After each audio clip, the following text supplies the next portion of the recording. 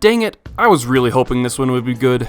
So, the new Star Wars series, Ahsoka, is now fully released, and it has problems. A whole bunch of problems, actually, but there is one issue that stands out among the others. No, it's not the snail's pace that the show moves.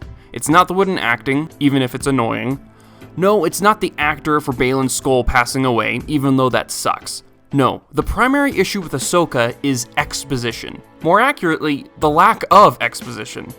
It may not seem like it at first, but the lack of exposition in Ahsoka causes a ripple effect that cripples the entire product and is the primary flaw with the new Disney Plus series. Let me try to explain. Exposition in a broad sense is the background and foundational information of a story. It sets the stage for what the audience needs to know. It establishes what world the story takes place in, and it codifies the characters and their relationship to the world.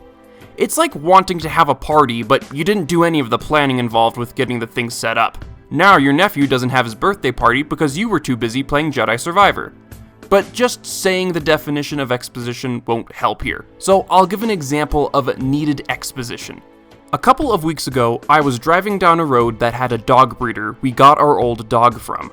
So, out of curiosity and depression, I stopped by to see their dogs. One thing leads to another, and suddenly, my family is buying a German Shepherd puppy. Now I've lost a bunch of free time, and I keep accidentally calling him Zeb. That story probably sucked for most of you guys. I mean, it's supposed to suck, to prove a point. I intentionally left out the exposition on our last dog, Zeb. Zeb was a purebred German Shepherd. Back in 2010, my family got him as a puppy and brought him home just in time for Christmas. Zeb was the best. He was an awesome guard dog, he never ran away, he was super friendly to people, he would follow us around like a shadow, and he chased his tail until the day he died. But sadly, the good times had to end, and we had to say goodbye to Zeb in 2022. Needless to say, Zeb's passing was hard on the entire family. It's still hard to think about losing him. So, a couple of weeks ago, I was driving down a road that had a dog breeder we got our old dog from. So, out of curiosity and depression, I stopped by to see their dogs. One thing leads to another, and suddenly, my family is buying a German Shepherd puppy. Now I've lost a bunch of free time, and I keep accidentally calling him Zeb. Now you probably understand why getting this dog was so momentous, or at least you have an idea why it was such a big deal. Just saying, we got a dog, isn't as meaningful unless you understand the emotional vacuum this dog fills after Zeb. And don't be fooled by his cuteness. He's a monster. That's why we named him Kaiju. Back to the topic of the video, Ahsoka has the same issue as the incomplete story I just told you. There is critical world building, characters, and events that aren't in the runtime, but instead are homework for people to catch up on before watching this show. All of these issues come to a head in the climactic scene in Episode 4.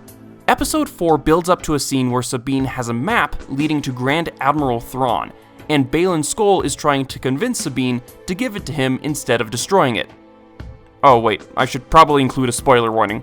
Okay, spoilers from here on out. It's a scene that should have had viewers pinned to the edge of their seats anticipating her choice, but it isn't. The dramatic tension of the scene is non-existent. This is because the stakes and motivations of the characters haven't been established, things that should have been established in exposition.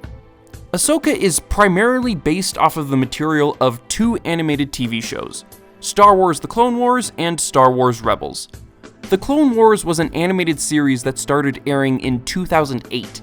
It did a lot of world building for Star Wars and introduced a whole lot of interesting lore. Star Wars Rebels was another animated series that started airing in 2014. Star Wars Rebels was... it was a show, to say the least. It took place during the Imperial reign before the events of A New Hope, and is the series that Ahsoka is primarily spun off from. There is a laundry list of things to know before going into Ahsoka, but things from the Clone Wars are a lot easier to recap. The Clone Wars introduced Ahsoka Tano for the first time. It showed Ahsoka training under Anakin Skywalker as his Padawan, we see the Night Sisters of Dathomir, and Ahsoka leaving the Jedi Order. Rebels has a lot more important exposition that is applicable to Ahsoka, but I'll try and recap all the essential information. In Star Wars Rebels, we meet the main cast of Ezra Bridger, Sabine Wren, Kanan Jarrus, Hera, Chopper, and Zeb. No, I wasn't referring to my dog, that is one of the characters' names. And you can probably guess who my favorite Rebels character is just off of that.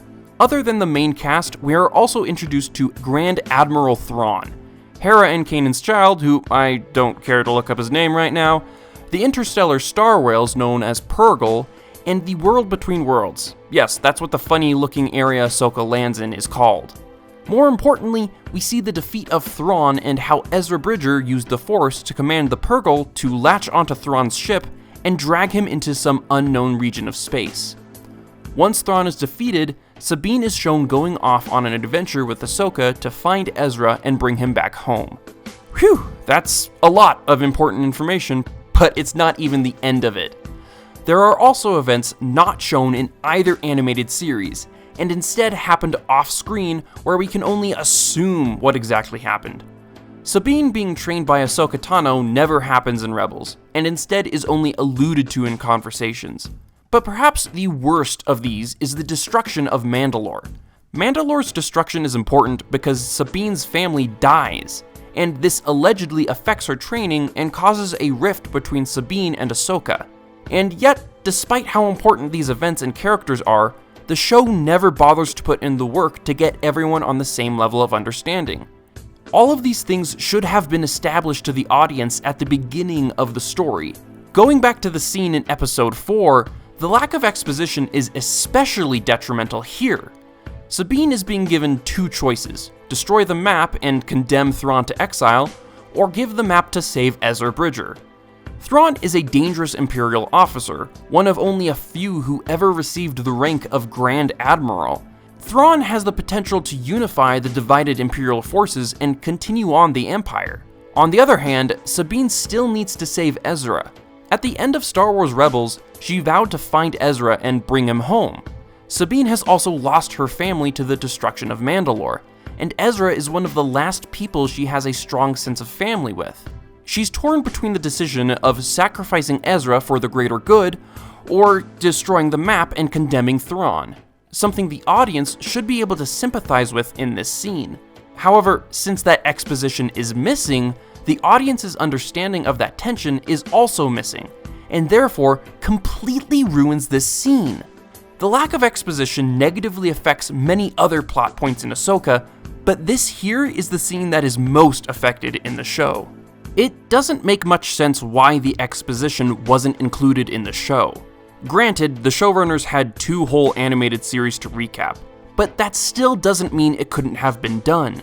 Jedi Survivor is a good example of recapping a story.